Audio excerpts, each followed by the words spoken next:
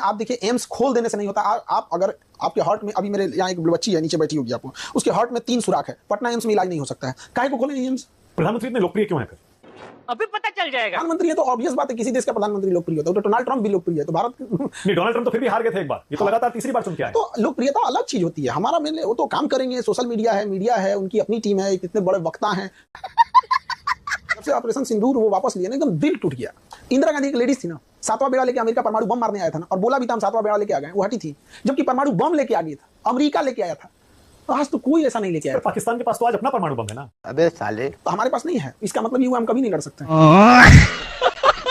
Hello दोस्तों, जैसा कि आप वीडियो क्लिप में देख ही सकते हो कि वीडियो कैसा आने वाला है। दोस्तों आज का वीडियो में गोदी एंकर माना गुप्ता खान सर का इंटरव्यू करने वाले हैं, जिसमें कि भाजपा की दलाली करते हुए खान सर से सवाल करने लगता है, लेकिन खान सर ने इनकी दलाली समझकर अपनी ज़बरदस्त तरीके से अपने अंदाज में इनके सवालों को ज़बरदस्त तरीके से एक्सपोज कर देते हैं। तो वीडियो बहुत ही मज़ेदार होने वाला है, लास्ट तक बने रहना। तो आइए वीडियो को करते हैं स्टार्ट। चलो भाई देखो अब मैं क्या करता हूँ। देखिए आप किसानों की मूलभूत समस्या समझिए, किसानों के पास मार्केटिंग की समस्या है, कोल्ड रखने की समस्या है, कोल्ड स्टोर खा जाता है ज़्यादा, और कीड़े मकोड़े से बचा लीजिए, और दलाल जो है सब इनको बचा लीजिए, काम खत्म। अब एक बात बताइए, यहाँ से अगर आप सिंगापुर सब्जी भेजिएगा यहाँ से, तो उसका सबसे बड़ा कॉस्टिंग क्या आएगा? ट्रांसपोर्टेशन। उसका रीजन है कि उसकी जो पैकेजिंग आएगी ना, पैकेजिंग वो काफी महंगी आएगी। अब क्यों महंगी आएगी? क्योंकि हम लोग उसको कार्डबोर्ड से पैकेजिंग करते हैं। कार्डबोर्ड से इसलिए करते हैं क्योंकि रेगुलर कोई नहीं है, लेकिन अगर मान के चलिए हमारा ही ड्यूटी हो जाए तो हम कार्डबोर्ड की जगह प्लास्टिक यूज करेंगे। अंडे का जो ट्रे होता है वो कागज का भी होता है, प्लास्टिक का भी आता है, लेकिन जिसको अंडे का रेगुलर व्यापार करना है वो एक बार पैसा लगा के वो प्लास्टिक वाला खरीद लेता है, बार बार वो कागज वाला नहीं रहता, क्योंकि कागज वाला वन टाइम यूज होगा, फटेगा, खराब हो जाएगा, तो कॉस्टिंग नीचे आती है। बट रेगुलर कोई है नहीं जो उसको भेज सके। मतलब आप क्या ये भी इशारा कर रहे हैं कि जो प्रधानमंत्री ने कहा था कि 2022 तक मैं किसानों की आय डबल कर दूंगा, नहीं हो पाया ना, नहीं हो पाया। बट प्रॉब्लम क्या है ना कि हम लोकतंत्र में नहीं, हम भीड़ तंत्र में। अगर हम आज प्रधानमंत्री से ये सवाल कर देते हैं कि आपने बड़ा उम्मीद से बोला था कि हमारे यहाँ 100 स्मार्ट सिटी होंगे, मेरा मुजफ्फरपुर, पटना, भागलपुर स्मार्ट सिटी होने वाला, नहीं हो पाया, गंगा साफ नहीं हो पाई, महंगाई कंट्रोल नहीं हो पाया, किसानों की इनकम डबल नहीं हो पाई, तो लोग ये नहीं पूछते कि आप जो पूछ रहे हैं वो गलत है। आप ये कहते क्यों पूछ रहे हो? अब हमको ये नहीं समझ में आता है, तो शायद हमें लगता है कि हमसे गलती हो गई। हमें ये सवाल सी जिनपिंग से पूछना चाहिए या डोनाल्ड ट्रंप से पूछना चाहिए, क्योंकि हमारे यहाँ तो लोग नाराज हो जाते हैं। या तो फिर हमको मनमोहन सिंह से पूछना चाहिए, नेहरू से तो पूछेंगे नहीं। तो हम कहाँ जा रहे हैं? लोकतंत्र की असली चीजें तो यही होती है। यदि हम आपको नीचा दिखाने की कोशिश करें, यदि हम आपको मतलब राजनीतिक रूप से प्रेरित होकर बात बोले या बदतमीजी वाली भाषा बोले, जरूर सवाल कीजिए। हम यही कह रहे हैं कि आज 5 रुपया जो 1 रुपया किलो चावल दे रहे हैं, 2 रुपया किलो गेहूं चावल जो दे रहे हैं, 5 किलो भात, उसको पकाने के लिए 1100 रुपये वाला सिलेंडर लग रहा है। जो लोग बीजेपी के समर्थक हैं वो खासतौर से उन लोगों से आपत्ति जताते हैं जो सिर्फ और सिर्फ आलोचना करते हैं प्रधानमंत्री की या बीजेपी सरकार की। तो क्या आप कुछ बातों पर प्रधानमंत्री को अच्छा भी मानते हैं, बीजेपी सरकार को अच्छा भी मानते हैं? उनकी 70% चीजें ठीक है, बट 30% जो मूलभूत समस्या है, एजुकेशन पे कुछ नहीं किया उन लोगों ने। मेडिकल में आप देखिए एम्स खोल देने से नहीं होता। आप अगर आपके हार्ट में, अभी मेरे यहाँ एक बच्ची है नीचे बैठी होगी आपको, उसके हार्ट में 3 सुराख है, पटना एम्स में इलाज नहीं हो सकता है, काहे को खोले AIIMS? Good question, you are a good question. ना थमा दिए आप, सब में क्या फर्क है? नहीं हो सकता उसका इलाज पटना एम्स में। यही पटना एम्स लिख रहा है दिल्ली एम्स चले जाइए, तो दिल्ली एम्स में तो भरेगा भीड़।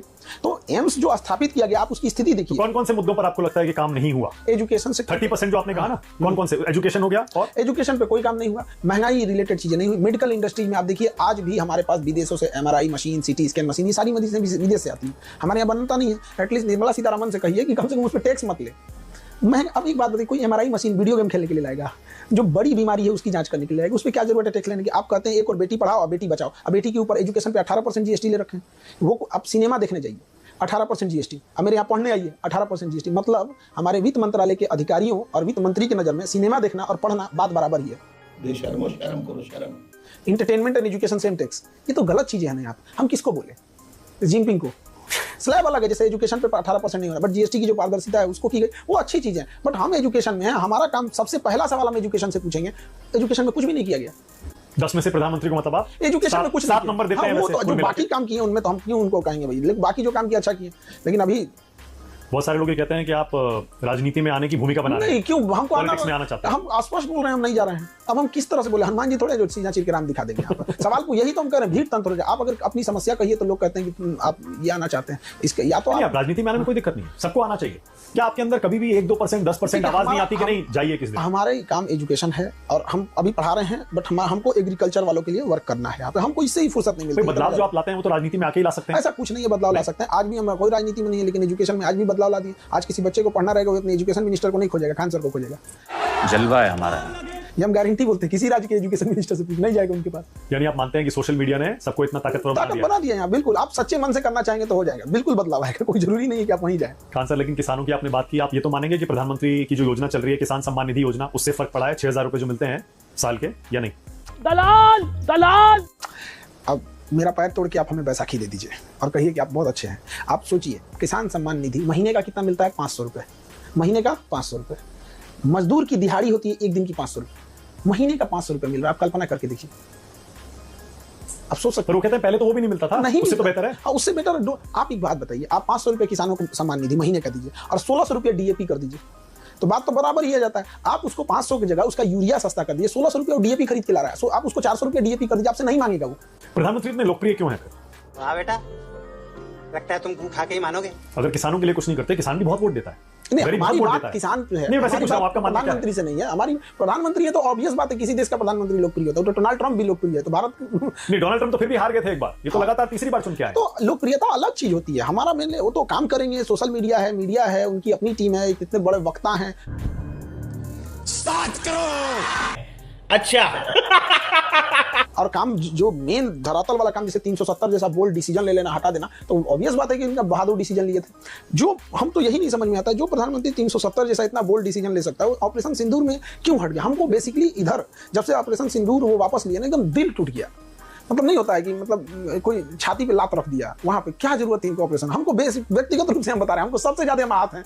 इंदिरा गांधी एक लेडीज थी ना, अभी मजा आएगा ना भिड़ो। 7वां बेड़ा लेके अमेरिका परमाणु बम मारने आया था ना, और बोला भी था हम 7वां बेड़ा लेके आ गए, वो हटी थी। जबकि परमाणु बम लेके आ गई था, अमेरिका लेके आया था, तो आज तो कोई ऐसा नहीं लेके आया। पाकिस्तान के पास तो आज अपना परमाणु बम है ना। तुम्हारे जैसे लोग इस देश के लिए श्राप है। तो हमारे पास नहीं है, इसका मतलब ये हुआ हम कभी नहीं लड़ सकते हैं।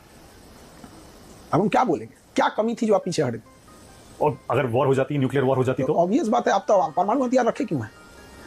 स्वाभिमान से साथ जिंदगी जीना है, स्वाभिमान खत्म होना, ऐसी जिंदगी को जूती पे रखते हैं लोग। नहीं चाहिए ऐसी जिंदगी, स्वाभिमान से समझौता नहीं।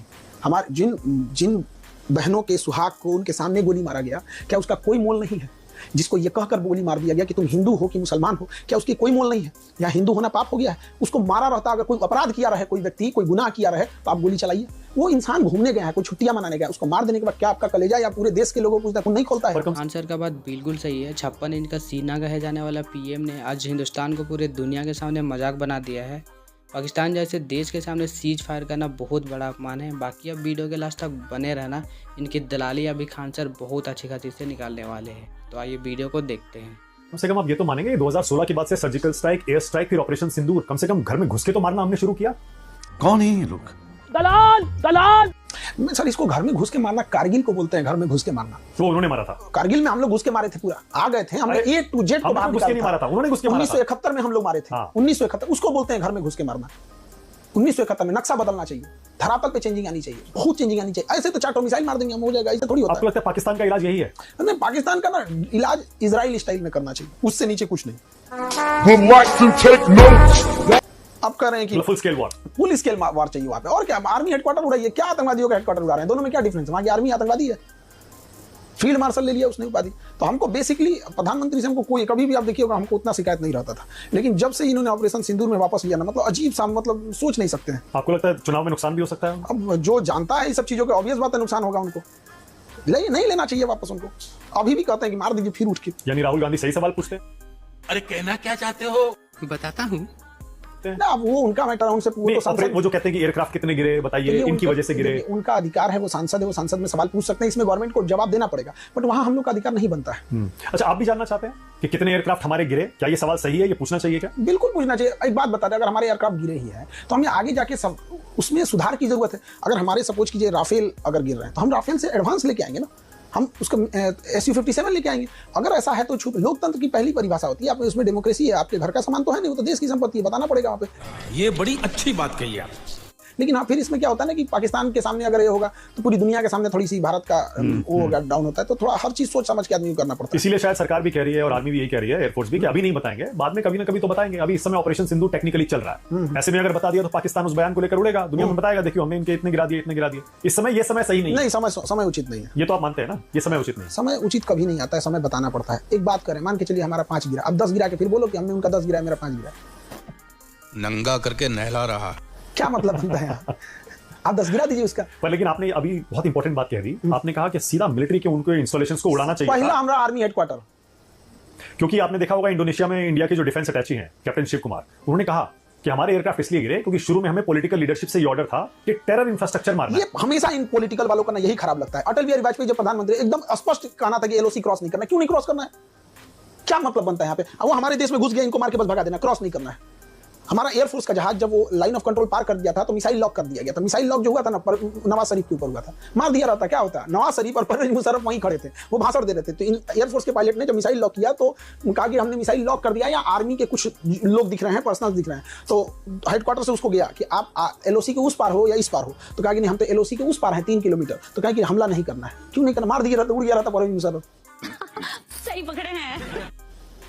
इसी तरह आपको लगता है 2008 में मुंबई का जो हमला हुआ या पार्लियामेंट का जो हमला हुआ तब भी हमको अटैक करना चाहिए था? बिल्कुल था। मनमोहन सिंह की साहब गलती थी यहाँ पे। मनमोहन सिंह ने एकदम गलत डिसीजन लिया, ताज होटल पे हमला, कराची उड़ा देना चाहिए यहाँ पे, और अजमल का साहब को अभी तक रखते रहना चाहिए। हम लोग थोड़ा सा प्रेशर में आके उसको फांसी दे दी ना, उसको पीट पाट के अभी तक रखते लोग, जब कुछ करता तो दिखाते लोग उसको यहाँ पे कहीं तो बहुत जघन्य अपराध किया था अजमल का साहब, उसको जीने का भी हक नहीं था, लेकिन इतने फांसी जैसी सजा उसके लिए बड़ा नॉर्मल हो जाता। टू नेशन थ्योरी पर आपकी राय क्या है? क्या धर्म के आधार पर पाकिस्तान बनना चाहिए था? पहली बात तो जो उस समय के राजनेता लोग थे, जो उस समय के थे, उन लोगों ने सबसे बड़ी गलती किया कि हमारी जमीन, हमारा देश को एक लाइन खींच के चला गया, इधर इंडिया, पाकिस्तान आप मान लिए, तो सबसे बड़ी बेवकूफ़ी है। पहला डिसीजन होना चाहिए कि हमें रेड क्लिफ लाइन नहीं चाहिए, पूरा पाकिस्तान हमारा है। डूरन लाइन नहीं चाहिए, हमारे गंधारी का गंधार था, और इधर हमको म्यांमार हमारा था। 1900 आजादी के केवल 10 साल पहले म्यांमार अलग हुआ था, 1937 में, 35 के अधिनियम के तहत 37 में कंप्लीट खत्म, पूरा अखंड भारत चाहिए था। अभी क्या ले आए यहाँ पर? किसकी वजह से हुआ बंटवारा? उस समय जितने लोग थे सब जिम्मेदार थे, कोई एक आदमी नहीं। लोग कहते हैं नेहरू जी की वजह से हुआ, कुछ कहते हैं गांधी की वजह से हुआ, कुछ कहते हैं जिन्ना की वजह से हुआ, एक पटेल ही थे, कुछ लोग कहते हैं। कैसा फिर मारने का तू? इन सबको हटा के अगर अंबेडकर साहब रहते तो सब समझ आते। सबसे बड़ी मिसिंग होती है, लोग अंबेडकर साहब को आजादी के टाइम अंडर एस्टिमेट कर देते हैं। जिसने संविधान लिखा है, जिस संविधान की आप शपथ लेते हैं, उस संविधान के निर्माता को आप पूछते तक नहीं है। संविधान जब देश बनता है तो हम ये पढ़ते हैं, आप तो पैरवी करते हैं सरदार पटेल को होना चाहिए, आप एक आदमी पैरवी करता है जवाहरलाल नेहरू को होना चाहिए। हम ये पूछते हैं क्या इन दोनों से योग्य अंबेडकर साहब नहीं थे? आप इन्हीं से पूछिए कि आप दोनों से योग्य थे कि नहीं थे। अंबेडकर साहब वो व्यक्ति थे जिनके हाथ में था एक अलग देश बनाना। 1932 रैमजे मैकडोनाल्ड प्रधानमंत्री, लंदन में बैठ के गोल में सम्मेलन चल रहा था, गांधी जी और वहां खड़े थे, वापस आए, इन्होंने कहा कि मुझे दलितों के लिए अलग देश नहीं चाहिए, बल्कि मुझे उनके लिए आरक्षण चाहिए ताकि मैं उनका उत्थान कर सकूं। क्या जिन्ना से कम पावरफुल थे अंबेडकर साहब? नहीं, उनकी देशभक्ति पर सवाल उठा देते हैं सर। अगर वो चाहते तो वो जैसे जिन्ना ने बनाया तो बना सकते थे। सबसे योग्य कोई व्यक्ति था उस समय तो अंबेडकर साहब, जिसकी कोई चर्चा नहीं। प्रधानमंत्री बिल्कुल होना चाहिए, तो सब लोग एक्सेप्ट कर लेते, इवन जिन्ना भी एक्सेप्ट कर लेता, इधर इंडिया भी एक्सेप्ट कर लेता, लेकिन अपना पर्सनल ईगो में वो एक इंसान छोटी जाति से आता, वहां भी दिखा दिया लोगों ने। तो गांधी जी जिम्मेदार हैं? बिल्कुल, सारे लोग एकदम गांधी हो जाए, जिन्ना हो जाए, जितने लोग अंबेडकर साहब रहते तो एक्सेप्टेंस देखिए, कुछ ऐसे लोग होते हैं जिनका एक्सेप्टेंस सब करता है। अंबेडकर साहब का एक्सेप्टेंस जिन्ना को भी करना पड़ता। अगर वो बन जाते प्रधानमंत्री अंबेडकर जी तो आज देश अलग होता, अलग स्थिति में बिल्कुल रहता। आज वो स्थिति नहीं होती, पिछड़ों की, दलितों की बहुत सुधार, बहुत सुधार रहता। आज आप बताइए संविधान में आपको कोई कमियां दिखती है? नहीं। जो कुछ रही जरूरत के हिसाब से हम लोग सुधार देते हैं यहाँ पे, लेकिन कितना अथक प्रयास करके उन्होंने बताया। लेकिन बात यहाँ है ना कि यहाँ 2 ऑप्शन दिए जाते हैं, नेहरू अच्छे कि पटेल अच्छे। कहा भैया अंबेडकर साहब को कहेगा आप किए। आप किसी शाकाहारी इंसान से आप पूछिएगा कि मटन खाओगे कि चिकन, वो बेचारा चुप हो जाएगा, भैया वो तो शाकाहारी है, उसका ऑप्शन पनीर गायब है। यूनिफॉर्म सिविल कोड पर आपकी यूनिफॉर्म सिविल कोड मीडिया में बनाया गया एक टिटिम्मा है, बिना मतलब का चीज। यूनिफॉर्म सिविल कोड में होगा क्या? यूनिफॉर्म सिविल कोड में सरकार और जो न्याय व्यवस्था है उसका बर्डन बढ़ेगा। यूनिफॉर्म सिविल कोड में क्या है कि पहले जो डिवोर्स आप घर में बैठ के दे देते थे, अब आपको कोर्ट में आके डिवोर्स देना पड़ेगा। पहले एक आदमी 3-4 विवाह कर लेता था। भारत में ये प्रचलन वैसे ही धीरे धीरे समाप्ति के गौर पे था। एक गांव में शायद 1-2 आदमी मिलेगा जो एक शादी करने वाले का तो यहाँ संभल नहीं रहा है, बेचारा ड्राम में पैक हो रहा है कि पहाड़ पे से फेंका रहा है, तो यहाँ कौन 2 शादी कर रहा है यहाँ पे? अरे बाप रे, ये तो धोती खोल रहा है। तो भारत में जो पॉलीगेमी है ऑलरेडी अपने पतन के रास्ते पर है, और अगर ये बहुत ज्यादा है तो चूंकि ये तो आंकड़ा गृह मंत्रालय के पास होता है, गृह मंत्रालय ये आंकड़ा जारी कर दे कि नहीं देखो भैया 10% से ज्यादा, 20% से ज्यादा ऐसे मामले हैं तो स्ट्रिक्ट एक्शन लेने की जरूरत। तो इसमें कौन सा ऐसा चीज है? बीजेपी के राज्यों में लागू हो रहा है? नहीं, बात यहाँ राज्य की होती है, कांग्रेस बीजेपी से मतलब नहीं रहता है, लागू होना शुरू हो गया। तो वो हम आपसे क्या कह रहे हैं कि जो यूसीसी है उससे कोई चेंजिंग नहीं आएगा, नथिंग चेंजिंग आएगी। आप उस चीज को आप ये कह रहे हैं कि मैं कानून लाऊंगा जो सबको पोलियो पिलाया जाएगा, भैया पोलियो खत्म है इंडिया से। कास्ट रहेगी ना तो कास्ट सेंसस ये सब चीजें चलती रहेंगी। सबसे बड़ा चीज होता है जी कि हिंदुस्तानी बन के रहना चाहिए। हमको देखिए किसी को पता नहीं चलता हिंदू है मुसलमान है, कौन जात का है कौन नहीं, मतलब नहीं है। हम किसी जात में सेट हो जाते हैं, किसी धर्म में सेट हो जाते हैं, तो क्या मतलब बनता है 2025 में आके किसी को अपनी जाति वगैरह दिखा? मुझे समझ में नहीं आ रहा। आप तो बिहार में पले बड़े यही रहते हैं, यहाँ के समाज को, राजनीति को समझते हैं। बिहार की राजनीति तो हमेशा से जात पर ही चली है, जाति पे वोट पड़ता है ना, पड़ता ही है। बिल्कुल, जातिवाद कूट के भरा हुआ है यहाँ पर, सब में है। तो चीजें बहुत बड़ी, और यूपी बिहार में तो इतना ज्यादा है, आप भी जानते हैं। तो ये तो चीजें समाज में बदलाव धीरे धीरे होगा। जब समाज पैसे और एजुकेशन दोनों कमाएगा तभी जाके बदलेगा। पर कोई तो वजह होगी ना कि सरकार भी तैयार हो गई। बीजेपी कभी नहीं मानती थी